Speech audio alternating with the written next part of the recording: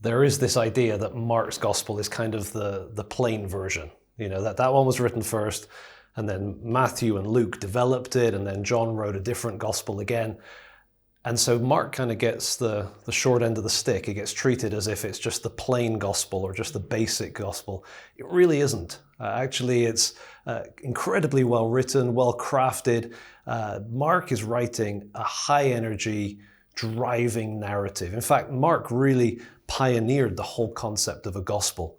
There was no such thing as a gospel until Mark wrote his. And so what he did was give that passion narrative, which is good half of the book, and then an extended introduction leading up to that.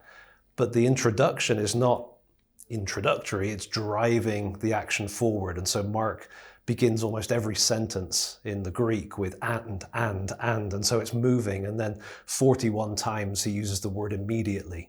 And so if you imagine watching Mark portrayed on a stage, it's like there's action, and then there's action, and then there's action, and you're just being drawn from one thing to the next. And so it creates an incredible dramatic momentum so that the reader is just drawn into the action and drawn forward toward the cross, which is, of course, the main point of the gospel. So I'm not criticizing Matthew, Luke, or John in the slightest. They're all wonderful, inspired documents, but Mark is too. Mark's not the basic one. Mark is a fully fledged gospel that should really be enjoyed.